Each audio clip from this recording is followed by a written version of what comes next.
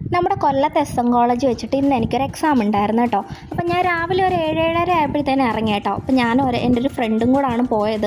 പക്ഷെ ഞങ്ങൾ രണ്ടുപേരും 2 ഹാളിലാണ് ഇരുന്നത്. അപ്പോൾ അതുകൊണ്ട് എക്സാം കഴിഞ്ഞ് ഇറങ്ങിയപ്പോഴാണ് ഞങ്ങൾ മീറ്റ് ചെയ്തത് കേട്ടോ. അങ്ങനെ അവിടുന്ന് എക്സാം എല്ലാം കഴിഞ്ഞ് ഇറങ്ങി ഞങ്ങൾ നേരെ അതിനടുത്തുള്ള ലക്ഷ്മി ബേക്കറിയിൽ വന്നിട്ട് ഞങ്ങൾ ഫുഡ് കഴിക്കാമെന്ന് വിചാരിച്ച് കയറിയതാണ് കേട്ടോ. അപ്പോൾ ഞങ്ങൾ ചിക്കൻ ഫ്രൈഡ് റൈസ് ആണ് പറഞ്ഞത്. അങ്ങനെ ഞങ്ങൾ രണ്ടുപേരും ഒരു പ്ലേറ്റ് മേടിച്ച് ഷെയർ ചെയ്താണ് കേട്ടോ കഴിച്ചത്. കാര്യം നല്ല ക്വാണ്ടിറ്റിയാണ്, വെറുതെ വേസ്റ്റ് ആക്കണ്ടല്ലോ. അങ്ങനെ ഞങ്ങൾ രണ്ടും ഫുഡും കഴിച്ചിട്ട് നേരെ ഇറങ്ങി വന്നപ്പം ഇതുപോലെ ഇരിക്കാൻ അവിടെ സ്ഥലം ഉണ്ടല്ലോ. അങ്ങനെ ഞങ്ങൾ അവിടെ വന്നിരുന്ന് കുറച്ച് നേരം കാര്യമൊക്കെ പറഞ്ഞിരുന്നു കേട്ടോ.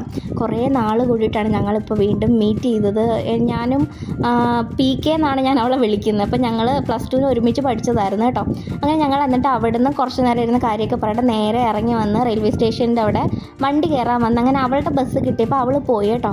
ശരിക്കും അങ്ങോട്ട് പോകുന്ന നേരം എനിക്ക് ഈ വീഡിയോ ഒന്നും എടുക്കാൻ പറ്റില്ല. കാര്യം നമ്മൾ ഈ കുറച്ച് പഠിച്ചിട്ട് പോകുന്ന ഒരു ടെൻഷൻ ഉണ്ടല്ലോ, ആ ടെൻഷനിലാണ് ഞാൻ എക്സാം എഴുതാൻ വേണ്ടിയിട്ട് പഠിച്ചതെല്ലാം ചോദിക്കണേ ഭഗവാനേന്നും പറഞ്ഞാൽ സത്യം പറഞ്ഞാൽ പോയത് കേട്ടോ. അതുകൊണ്ട് തിരിച്ചു വന്നപ്പോഴാണ് ഈ വണ്ടിയിലിരുന്നിട്ടുള്ള ഷോട്ടൊക്കെ ഞാൻ എടുത്തത്. ഈ ബസ് യാത്ര ചെയ്യുമ്പോൾ പാട്ട് കേൾക്കാതെ പോയാൽ ഉപ്പില്ലാത്ത കഞ്ഞി കുടിക്കുന്ന പോലെ. അതുകൊണ്ട് ഞാൻ ഹെഡ്സെറ്റൊക്കെ എടുത്തിട്ടുണ്ടായിരുന്നു. നല്ല പാട്ടൊക്കെ ആസ്വദിച്ച് മഴയൊക്കെ കണ്ടാൽ പോയത് കേട്ടോ. തിരിച്ച് വന്ന് ഇറങ്ങിയപ്പോൾ ദാണ്ട് അവിടെ ഒരു ചായക്കട ഉണ്ടായിരുന്നു. അപ്പോൾ ചായ കുടിക്കാൻ തലവേദന എടുത്തിട്ട് ചായ കുടിക്കാമെന്ന് ചോദിച്ചു. ഞാൻ അവിടെ ഒരു ബൂസ്റ്റും പറഞ്ഞിട്ട് ഒരു ഉള്ളിവട എടുത്ത് കഴിച്ചു. എന്നിട്ട് വീട്ടിലോട്ട് മോനൊരു ഉഴുന്നുവട, അമ്മയ്ക്ക് പരിപ്പുവടയൊക്കെ മേടിച്ചുകൊണ്ടാണ് ഞാൻ തിരിച്ചു പോയത് കേട്ടോ.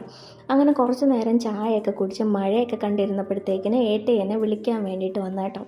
അങ്ങനെ ഏട്ടയും അമ്പാടിയും കൂടെ വന്നത്. അങ്ങനെ ഞങ്ങൾ അവിടെ നിന്ന് കയറി നേരെ വീട്ടിലോട്ട് വന്നു കേട്ടോ. വീട്ടിലോട്ട് ചെന്ന് കയറിയപ്പോൾ തന്നെ ദാണ്ട ഒരാൾ എന്നെയും കാത്തു നിൽക്കുകയായിരുന്നു കേട്ടോ. രാവിലെ ഞാൻ പോയതല്ലേ, വൈകിട്ടല്ലേ വന്നത്. അപ്പൂപ്പനെ അമ്മൂമ്മയും ഒരു വഴിയാക്കി വീട് തിരിച്ചു വെച്ചേക്കുമായിരുന്നു കേട്ടോ ആളവിടെ. അപ്പോൾ ഇന്നേക്ക് അത്രയേ ഉള്ളൂ. ടാറ്റാ.